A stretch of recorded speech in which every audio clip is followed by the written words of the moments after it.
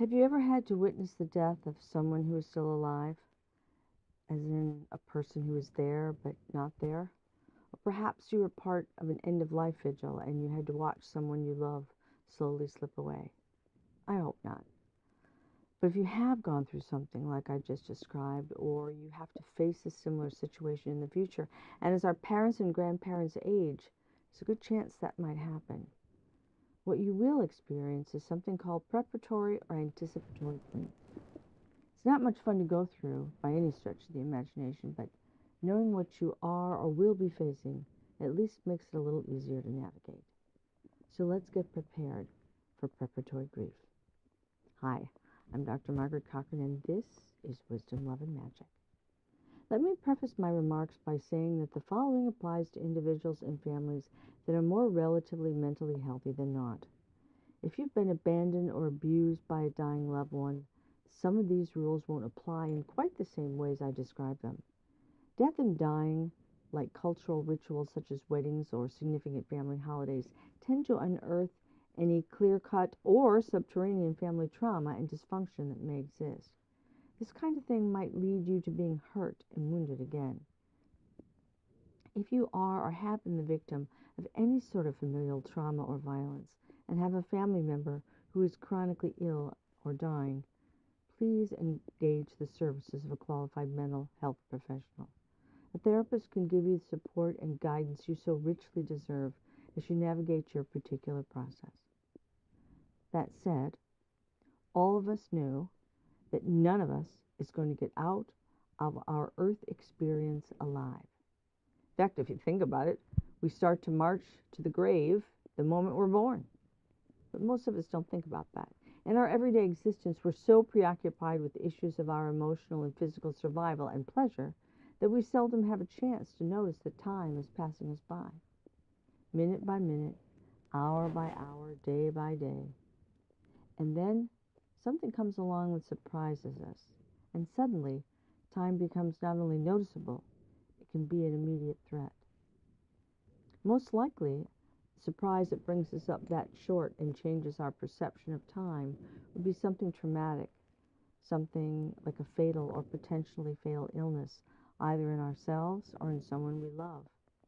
Perhaps it's the impending death of an ill and suffering beloved animal companion. Or we find that we have a loved one who has a fatal cancer or Alzheimer's and other dementias, or neurodegenerative diseases such as ALS, or amyotrophic lateral sclerosis, Huntington's chorea, or even the very rare stiff person syndrome, such as the famous chanteuse Celine Dion is now suffering from. In all of these diseases and syndromes, death is not immediate, but we know it's coming. Your loved one is leaving bit by bit, and you have to watch them. You may even need to make decisions that possibly facilitate or assist them in their dying. There's no immediate relief for either of you, and this process turns the traditional stages of grief, namely denial, anger, bargaining, depression, and finally acceptance, on their collective heads. Despite this model, by the way, grief is never a strictly linear process. People experience loss differently, and so approach milestones while grieving in their own unique fashion as well. It's not just you, the healthy one, that grieves. The person who's ill must go through a grief process as well, until they pass away, of course. But then they're done. It's over for them.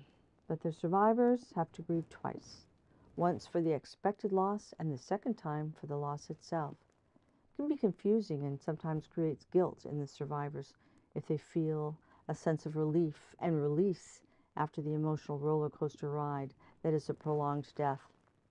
Feelings of happiness and even gratitude after a loved one passes are a normal and important part of healthy emotional healing.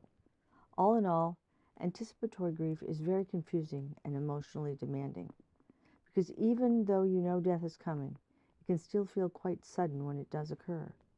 So how do you cope? Well, here are some tips and techniques for dealing with preparatory grief. Accept that grief will be the roller coaster ride I mentioned earlier. Enjoy and savor every possible moment of the now. Be prepared to laugh and cry over memories and stories with your dying loved one, family, and friends. Ask important questions that will allow your ill friend or family member to talk about their lives experiences, memories, and possibly fears as well. Do some reading on your own about death, dying, and near-death experiences. Share this with your dying loved one if they are open to it. Do as many fun things as your loved one's health will allow. For example, sharing a bucket list fulfillment or other pleasurable activity with your dying family member or friend, or taking your animal companion out for what would be for them one last perfect day. Accompany your loved one to their medical visits and treatments if appropriate and they're open to it. Be forewarned, though, the individual in question may change their mind about your involvement, up or down, at any time. So be flexible and follow their lead. Don't personalize their mood states or decision making. Remember they're ill, and this can have a powerful effect on their emotions and thinking. Be kind to yourself. Make sure you arrange for caretaking and visitation breaks, and don't feel guilty or ashamed of feeling good or having fun while someone you love is dying. It's not a mark of disrespect. It's about filling up your emotional tank with joy so that you can share it with your loved one as they prepare to leave and have some left over for yourself during the difficult times. And last but not least, seek professional help. Seeing a licensed therapist doesn't mean you're broken. It just means you're smart and strong enough to seek support and guidance when needed. Until next time, I'm Dr. Margaret Cochran. Be safe and be well.